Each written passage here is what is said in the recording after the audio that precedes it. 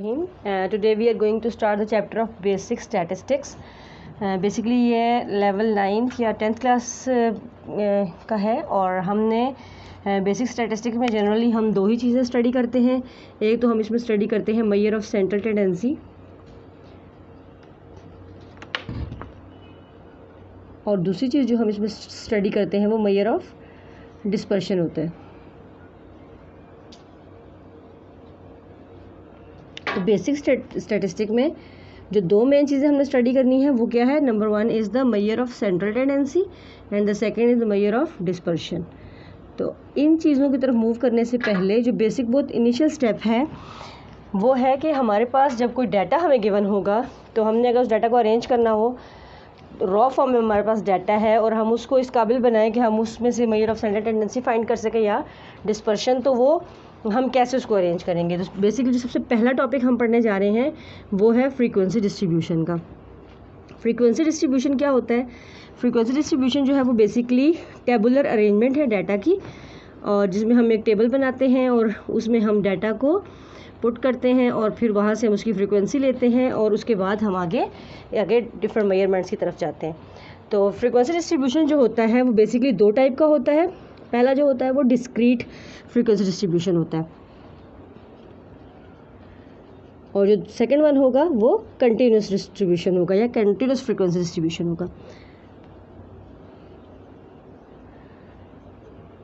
Discrete frequency distribution and the continuous frequency distribution. अब हमें कैसे पता चलेगा कि जो हमने डिस्ट्रीब्यूशन बनाना है वो हमने डिस्क्रीट बनाना है या हमने वो कंटिन्यूस बनाना है? तो ये हम जब हमारे पास डाटा होता है तो डाटा की जो हमारे पास वेरिएबल होता है उसकी नेचर देख के हम डिसाइड करते हैं कि उसका जो डिस्ट्रीब्यूशन है वो डिस्क्रीट बनेगा या उसका कंटिन्यूस डिस्ट्रीब्यूशन बनेगा। यहाँ पे मैंने दो क्वेश्चन लिखे हैं। अब यहाँ पे जो फर्स्ट न्यूमेरिकल वैल्यूज़ गिवन है ये कोई डाइस हमने टॉस किए हैं और उन पे जो जो नंबर्स आए हैं वो हमने यहाँ पे लिख लिए हैं। तो ये तकरीबन टोटल 20 हमारे पास ऑब्जर्वेशंस बनी है। अब देखिए जब हम डाइस रोल करते हैं तो डाइस रोल करने की दो ही पॉसिबिलिटीज़ हो सकती हैं कि कोई ऐसा नहीं हो सकता कि किसी तरह नंबर 3 या 3.5 आ जाए, 4.5 आ जाए, यानी हमारे पास इंटीजर नंबर ही आएगा, होल नंबर ही आएगा, कंप्लीट नंबर होगा। कोई हमारे पास फ्रैक्शन नहीं होगी, कोई हमारे पास डेसिमल नहीं होगा। तो इस कंडीशन में जब हमारे पास इंटीजर हो, होल नंबर ही हो और कोई पॉसिबिलिटी नहीं है पॉइंट की, तो फिर जो डाटा होता है उसका डिस्ट्रीब्यूशन क्या कहलाता है? Discrete frequency distribution. अब अगर हम फर्स्ट क्वेश्चन से मूव करते हैं तो लेट एक्स जो है वो नंबर ऑफ़ हेड्स है। ठीक है, इन्होंने हमें कहा कि हमारे पास नंबर ऑफ़ हेड्स आ गए हैं, हमने 5 डाइस रोल किए हैं और नंबर ऑफ़ हेड्स ही हमारे पास आ गए हैं डिफरेंट, और हमने इसका डिस्ट्रीब्यूशन बनाना है। तो नंबर ऑफ़ हेड में सबसे पहले आपने देखा कि एक्स को आपने डिनोट कर दिया या इसको कह दिया नंबर ऑफ़ हेड्स है। उसके बाद हमने सबसे पहले देखना है कि जो हमारे पास हाईएस्ट वैल्यू होती है वो कौन सी है और जो लोएस्ट होती है वो कौन सी है। तो आप देखें जब हम डाइस रोल करते हैं तो मैक्सिमम वैल्यू कहाँ से स्टार्ट होती है? 1 से लेकर 6 तक जा सकती है। तो हमने उसी चीज़ को यहाँ पे लिख लेना है, यानी अगर हम उसको एक्स को नंबर ऑफ़ हेड्स कह रहे हैं तो हमारे पास था कि हमने 5 डाइस जो हैं वो रोल किए हैं। तो 5 डाइस के ऊपर या तो एक टाइम हेड आया है, जैसे 2 टाइम, 3 टाइम या 4 टाइम या फिर 5 टाइम। ये 5 डाइस रोल किए हैं तो एक्स की वैल्यूज़ कितनी है? 5, यानी 5 नंबर ऑफ़ हेड्स आ सकते हैं। अब अगर 6 डाइस रोल होते हैं तो फिर यहाँ पे 6 भी होता है, 7 डाइस होते तो यहाँ पर हम 7 भी लिख लेते। ठीक है, तो ये हमने नंबर ऑफ़ हेड्स लिख लिया कि 5 डाइस में मैक्सिमम 5 टाइम ही हेड आ सकता है। ठीक है, अब हमारे पास जो भी वैल्यूज़ हैं उनको आगे हमने नेक्स्ट कॉलम में रिप्रेजेंट करना है। अब उसके लिए हम एक टर्म यूज़ करते हैं जिसे हम कहते हैं टैली मार्क्स। अब टैली मार्क्स के लिए क्या आपने करना है? अब देखें 1 है, 2 है, 3 है, 4 है, 5 है, और यहाँ पे हम देखें तो नंबर ऑफ़ हेड्स हमें गिवन है 3, 4, 2, 3, 3, 5, 2, 2, 2, 1, 1, 2, 1 एंड सो ऑन। तो हमने इन नंबर ऑफ़ हेड्स को, अब देखें 3 लिखा हुआ है तो 3 सबसे पहले कहाँ पे आ जाएगा? अब देखें हमारे पास 3 यहाँ पे है, तो इसका मतलब है जो फर्स्ट 3 है ये हमने यहाँ पे लिख लिया इसी जगह। एक हमने वर्टिकल लाइन ड्रॉ कर ली और इसको हमने कट कर देना है या डॉट लगाना है या क्रॉस लगा देना है, जो सिर्फ ये आइडेंटिफाई हमें हो जाएगा कि ये वैल्यू हम यूज़ कर चुके हैं ताकि इसकी रिकाउंटिंग ना हो। फिर उसके बाद आगे सेकंड नंबर पे लिखा हुआ है 4, इसके बाद यहाँ आ जाएगा, अगेन हम इसको भी कैंसिल कर देते हैं। फिर 2 आ जाता है, 2 यहाँ पे आ जाएगा, ये भी कैंसिल आउट हो गया। 3 ये, और एक दफ़ा फिर से 3 लिखा हुआ है, ये 3 भी कैंसिल हो गया, यहाँ पे हम इस जगह एक लाइन पुट कर देंगे। देन 5 5 हम यहाँ पे एक लाइन लगा देते हैं, कैंसिल कर देंगे। 2 अब आगे देखें 1 2 3 टाइम्स 2 है, 1 2 3 लाइन्स लगा दी, ये तीनों 2 कैंसिल कर दिए। आगे 1 and 1, 1 and 1, ये दोनों भी कैंसिल हो गए। अगेन 2। अब आप देखें टैली मार्क्स में 4 तक तो हमने ये लाइन ऐसे ही पुट करनी होती है, लेकिन जब हमारे पास नंबर 5 आता है तो हम 5th लाइन नहीं लगाते, बल्कि यहाँ से यूँ एक डायगोनल पुट कर देते हैं। और इस साइन का मतलब क्या होता है, इस साइन का मतलब होता है 5, ठीक है। तो ये 2 भी हमने कंसिडर कर लिया, तो इसको भी कैंसिल कर लेते हैं। देन 1 और फिर ये भी कैंसिल, 4 यहाँ पे आ गया, ये कैंसिल, 2 and 2। फिर अब ये 5 कंप्लीट हो गए हैं, तो दोबारा से हमने, अब हमारे पास 2 टाइम्स ये लिखे हुए थे तो हमने 2 और लाइंस आगे यहाँ पे पुट कर दी। Then 3 and 3। अब देखिए 3 के केस में ये 3, दिस वन अगेन 3, यानी अब ये वैल्यूज़ 4 तक तो हम लाइंस लगाएंगे, 5th के लिए हम डायगोनल, ये भी कैंसिल हो गया। देन 4 और फिर लास्ट वैल्यू हमारे पास क्या है 2, वो यहाँ पे आ जाएगी। तो ये हमने मार्क्स के साथ लगा दिया कि वैल्यूज़ यहाँ फॉल करती हैं। तो उसके बाद हमारी टेबल में जो नेक्स्ट कॉलम बनता है उस कॉलम को हम कहते हैं फ्रीक्वेंसी, यानी कोई नंबर कितनी बार रिपीट हो रहा है, ठीक है। अब देखें ये 1 है तो कितनी दफ़ा रिपीट हो रहा है, 1 2 3 टाइम्स रिपीट हो रहा है। 2 जहाँ पर भी आप ये साइन देखेंगे 4 लाइन्स हैं, देन डायगोनल, तो हम इसको 5 कंसिडर करते हैं। इट मीन्स ये 5 लाइन्स हैं, 6 7 8। 2 कितने टाइम्स रिपीट हो रहा है, 8 टाइम्स। 3 जो है अब देखें सिंगल डायगोनल हमें ब्लॉक नज़र आ रहा है, तो हम इसको क्या लिखेंगे 5। 4 जो है वो 3 टाइम्स रिपीट हो रहा है, हम लिखेंगे 3। 5 जो है 1 टाइम रिपीट हो रहा है और ये हमने लिख दिया 1। और यहाँ पे अगर हम इसका सम करना चाहें तो टैली मार्क्स का तो सम नहीं होगा, इस फ्रीक्वेंसी का हम सम कर सकते हैं और ये हमारे पास बनता है तकरीबन 20। तो ये हमारा डिस्क्रीट डाटा का फ्रीक्वेंसी डिस्ट्रीब्यूशन बन गया। जब हमारे पास कंटिन्यूस डाटा होता है वहाँ पे भी हम टैली मार्क्स ऐसे यूज़ करेंगे, सिर्फ यहाँ पे जो हमारा इनिशियल फर्स्ट कॉलम होगा इसमें डिफरेंस आता है। तो डिस्क्रीट हम कब यूज़ करेंगे, जब हमारे वेरिएबल में इंटीजर होगा, यानी कोई पॉसिबिलिटी नहीं होगी डेसिमल की या किसी पॉइंट वाली वैल्यू की, तो हमारा डिस्ट्रीब्यूशन क्या होगा, वो बन जाएगा हमारा डिस्क्रीट फ्रीक्वेंसी डिस्ट्रीब्यूशन। नाउ अब हम देखते हैं कंटिन्यूस फ्रीक्वेंसी डिस्ट्रीब्यूशन कैसा होता है। अब कंटिन्यूस फ्रीक्वेंसी डिस्ट्रीब्यूशन में ये पॉसिबिलिटी हो सकती है कि हमारे पास कोई ऐसी वैल्यू हो जो पॉइंट्स में आ रही हो। जैसे यहाँ पे अगर ये मार्क्स हैं किसी क्लास के, एक क्लास है जिसमें 40 स्टूडेंट्स हैं, उनके ये मार्क्स है किसी सब्जेक्ट के। अब देखें मार्क्स होल नंबर भी हो सकते हैं, अगर ये 55 है तो 55.5 भी हो सकते थे, 32 है तो 32.5 भी हो सकते थे, 32.75 भी हो सकते थे। यानी यहाँ पे हमारे पास पॉसिबिलिटी है कि हमारे जो वैल्यूज़ हैं वो कंटिन्यूस हो सकती हैं। इस कंडीशन में अब आपने क्या करना है, डाटा में अब देखें ऑब्जर्वेशंस भी ज़्यादा है, 40 ऑब्जर्वेशन है। सबसे पहले हमने यहाँ क्या करना है कि हमने सबसे पहले चेक करना है कि जो हाईएस्ट वैल्यू है वो क्या है और जो लोएस्ट वैल्यू है वो क्या है। तो हम यहाँ पे मैक्सिमम वैल्यू लिख लेते हैं और यहाँ पे मिनिमम वैल्यू भी लिख लेते हैं। तो अगर हम इसके अंदर चेक करें 55, 59 और 59 is the highest value, maximum जो है वो 59 है। मिनिमम में आप देखें यहाँ पे 10 है हमारे पास, इस रो में हमारे पास यहाँ पे ये 2 है और यानी मिनिमम वैल्यू जो है हमारी वो आ जाती है 2 की। अब हमारे पास ये मैक्सिमम और मिनिमम जो है वैल्यूज़ हमें पता चल गई। अब हमने बनानी है इसमें क्लासेस, यानी अब हम डिस्क्रीट की तरह कोई एक डिजिट नहीं लेंगे एक फर्स्ट कॉलम में, बल्कि हमने एक ग्रुप बनाना होगा और उस ग्रुप के अंदर जो है पॉइंट की वैल्यूज़ भी आ सकती हैं। तो ग्रुप बनाने के लिए हम यूजुअली जो नंबर ऑफ़ क्लासेस होती हैं वो हम बेटर ये होता है कि हम बहुत कम भी ना लें, 5 से 10 15 तक हम क्लासेस ले सकते हैं। और यहाँ पे हमने जो क्लास इंटरवल होता है वो ख़ुद से सेलेक्ट करना होता है।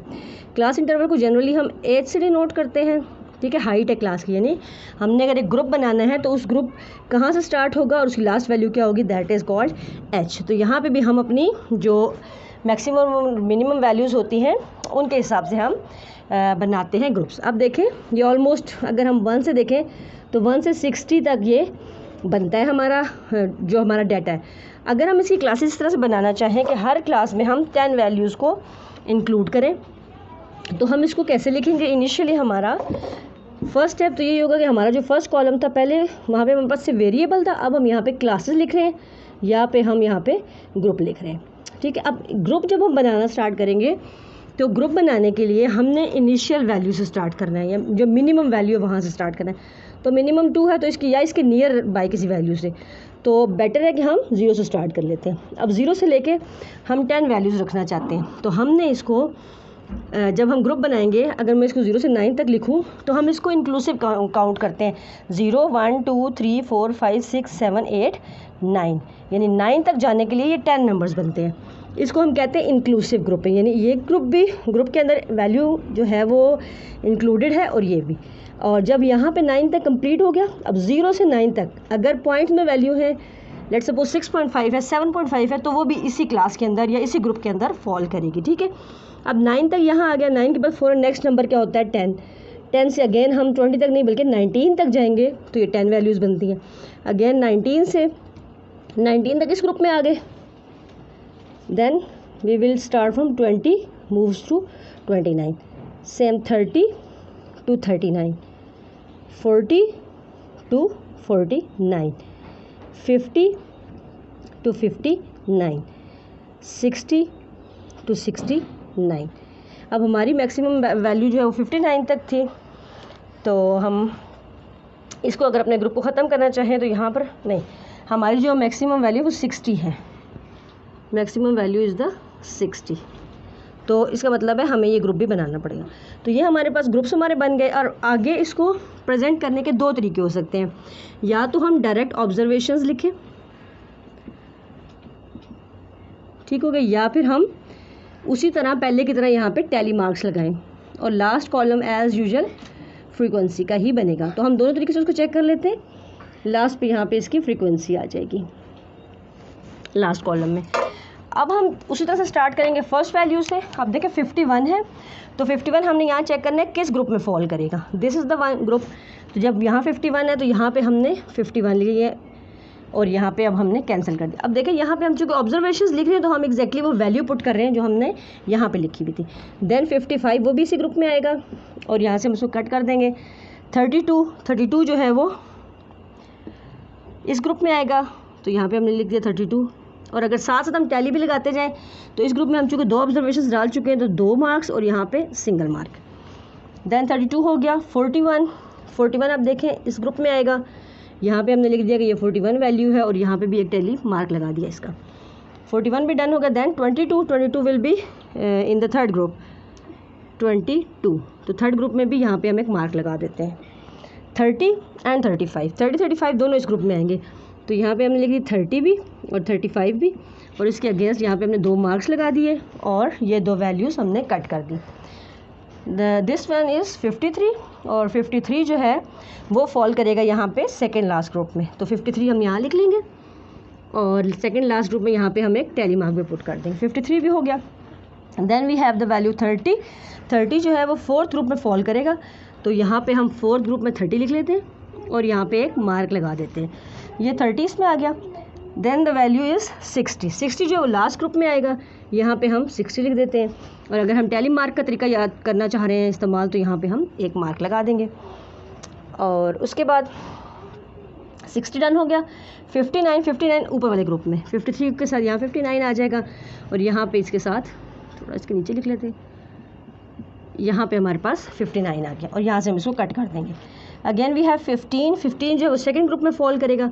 अगर हम ऑब्जर्वेशन का मेथड यूज़ करते हैं तो 15 लिखेंगे, और अगर हम टैली मार्क लगाते हैं तो सिंगल एक मार्क लगा देंगे। 15 भी चला गया। देन वी हैव 7 जो है वो फर्स्ट ग्रुप में आ जाएगा। 18 will fall in second group, we have a mark here. 40 इस ग्रुप में आ जाएगा। पहले हम 41 लिख चुके, तो यहाँ पे 40 की जगह 40 यहाँ पे आ गया 41 के साथ, यहाँ से कैंसिल, और उसके अगेंस्ट यहाँ पे हमें टैली मार्क लगाना चाहें तो ये हमने मार्क लगा दिया। देन वी हैव 49 भी इसी ग्रुप में आएगा, तो 40 के बाद 49, और यहाँ पे मार्क में एक और मार्क 49 भी चला गया। Then we have 40 will fall again here 40, और यहाँ पे एक और मार्क लग गया, दिस इज़ 40। 25 जो वो अगेन थर्ड ग्रुप में आ जाएगा। 22 के साथ यहाँ पे 25 आ गया, यहाँ पे टैली मार्क एक और लगा लिया, ये 25 चला गया।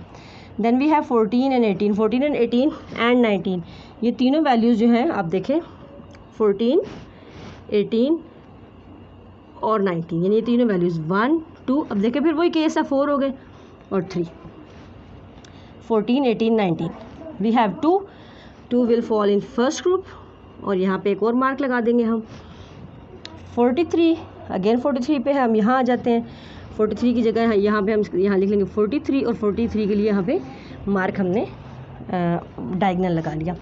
Then we have 22 will be in the third group, 22 और थर्ड ग्रुप पे हम एक मार्क लगा लेंगे।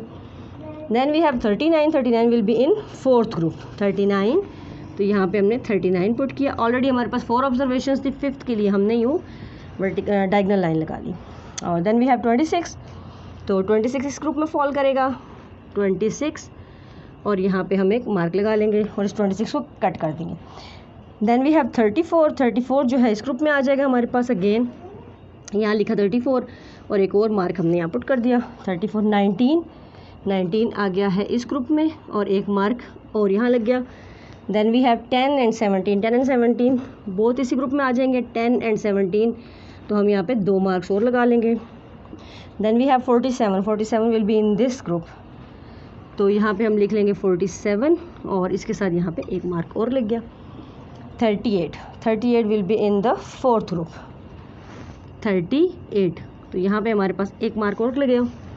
वी हैव 13 जो है वो इस ग्रुप में आ जाएगा और एक मार्क यहाँ पे भी बढ़ गया। Then we have 30 will be in group 4, so here we write 30 और एक मार्क और लग गया।